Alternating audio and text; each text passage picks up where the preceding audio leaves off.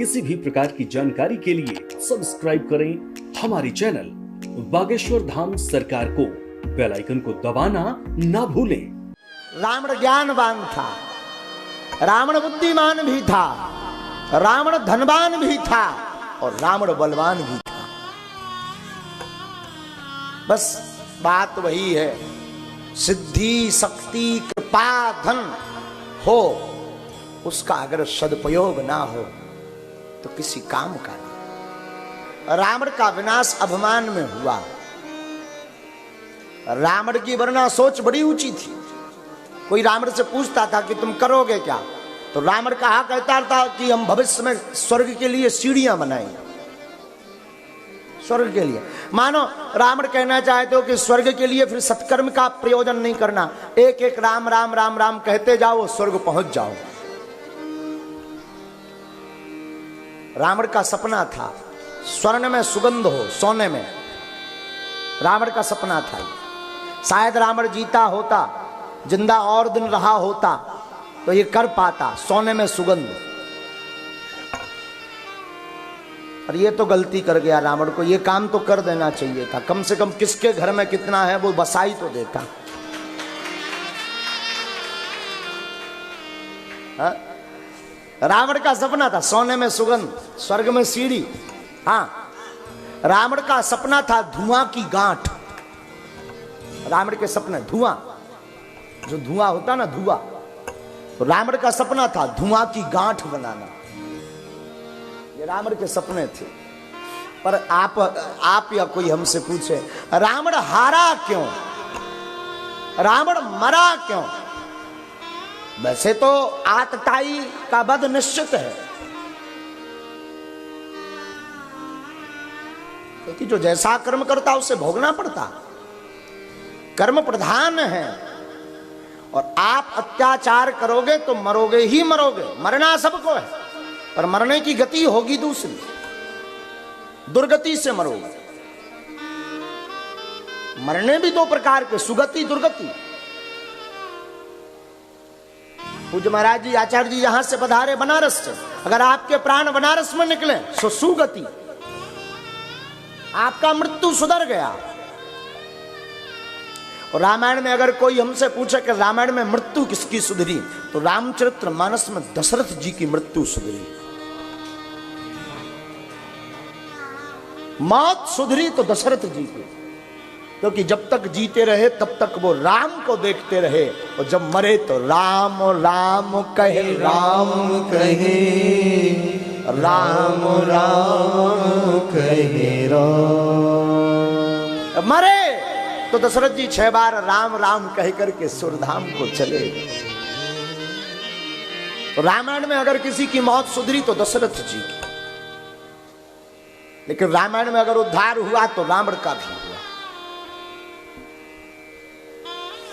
और बात वही बात पुरानी है कि रावण हारा क्यों, रावण इतनी जल्दी मरा क्यों?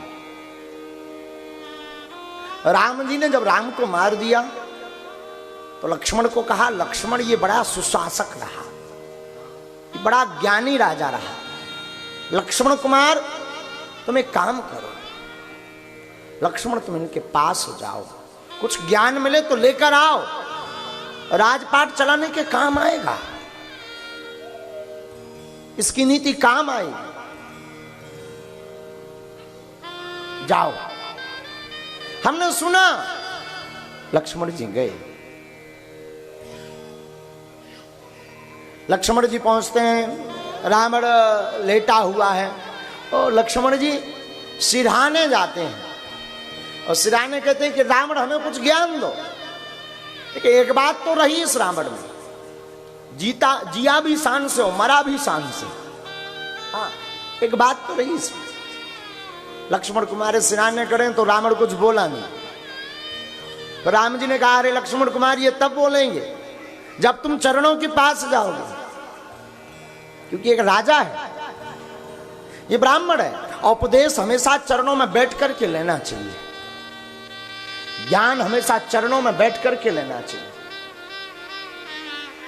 हमसे कई लोग पूछते हैं कि महाराज जी आप लोगों को कुर्सी क्यों नहीं डालते? आज की ही चर्चा हम आज और टंडन जी जब आ रहे थे, हमारा ध्येय और कुछ नहीं, किसी का अपमान करना हमारा ध्येय नहीं। कुर्सी ना डालने के पीछे केवल कारण इतना है कि आप किसी संत महंत गुरु की गद्दी के चरणों में बैठोगे, उनके चरणों पर बैठोगे तो ज्ञान प्राप्त होगा, बराबरी में बैठोगे तो अभिमान प्राप्त होगा। अब ये बताओ आप पाने क्या आए, ज्ञान या अभिमान?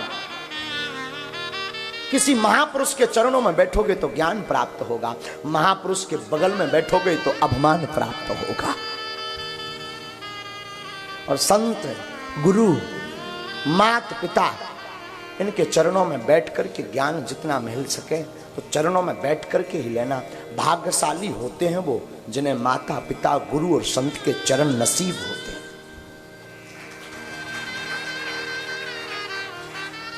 वरना लोग तरसते,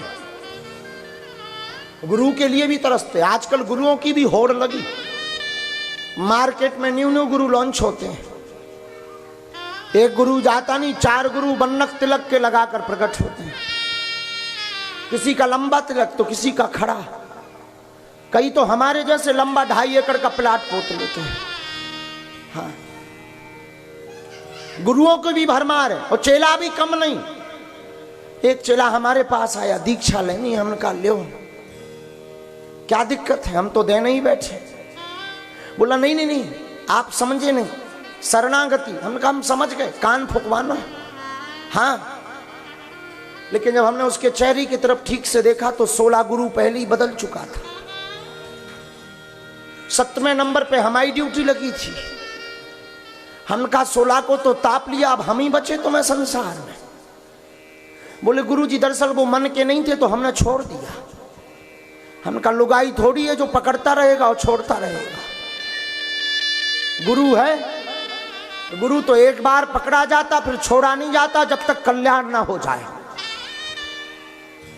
इष्ट और गुरु, बाप एक होता है, बाप 17 थोड़ी होते हैं। बाप तो एक होता है, उसी प्रकार गुरु भी एक होता है, उसी प्रकार इष्ट भी एक होता है। जिनका बाप, गुरु और इष्ट एक होता है उनके पास ही विवेक होता है। अनुसरण सबका करो, सुनो सबकी, प्रणाम सबको करो, बंदन सबको करो, मानो सबको। पिताजी भी कई होते हैं, बड़े पापा को भी पिताजी कहा जाता है, बड़े चाचा जी को भी बड़ा पापा, बड़े पापा, बहन के ससुर को भी पापा कहा जाता है, अपने पिताजी को भी पिताजी कहा जाता, पर पिता तो एक है। उसी प्रकार गुरु एक होना चाहिए, कहना अनेक को चाहिए। मानो सबकी, गुरु एक ही हो, स्वीकार एक का करो। तो रावण अपने आप का बहुत अद्भुत आदमी था। रावण का क्या कहना, बुरा मत मानना, रावण को खा गया अभिमान। रावण ने झुकना नहीं सीखा, और मैं प्रार्थना करूं अपने जीवन काल में आप झुकना सीखो।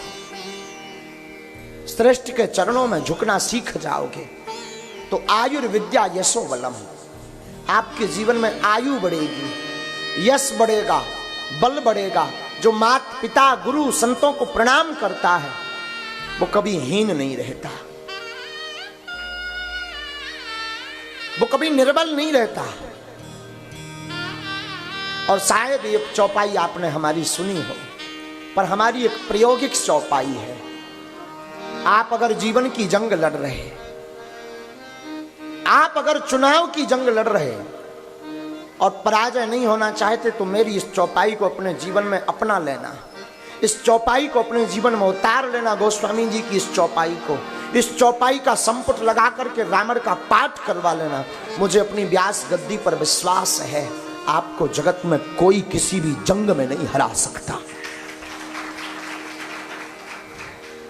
कवचे अभेद, चौपाई नोट करना, कवचे अभेद, विप्र गुरु पूजा, विप्र विप्र गुरु पूजा यही सम विजय उपाय न दूजा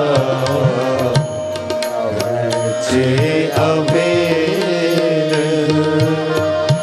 विप्र गुरु पूजा विप्र गुरु पूजा यही सन विजय उपाय न दूजा यही सन विजय उपाय न दूजा। अगर आप व्यापार करते सफलता नहीं मिल रही, विजय नहीं मिल रही, तो यह चौपाई पढ़े। अगर आप राजनीति करते और पराजय का भय है, इस चौपाई को जीवन में उतारें। अगर आप पढ़ाई करते, याद नहीं हो रहा, पास नहीं हो पा रहे, तो इस चौपाई को जीवन में अनुकरण करें। अगर आप चाहते कि हमारे शरीर का बढ़िया कवच बने, हमारे शरीर पर कोई शक्ति बुरी बला वार ना कर पाए, तो इस चौपाई को जीवन में उतार लें। बोलना भर नहीं है, पाठ भर नहीं करना, जीवन में अपने चरित्र में उतारना है, अपनी क्रिया में उतारना है, अपने प्रयोग में उतारना है, अपनी दिनचर्या में उतारना है, अपने स्वभाव में उतारना है, अपने व्यवहार में उतारना है, अपने जीवन में उतारना है। और इसमें तुम और तुम इसमें मिल जाना, कोई हरा नहीं सकता। चौपाई रामचरितमानस की, गोस्वामी जी की जबान। कवच अभेद विप्र गुरु पूजा कवच अभेद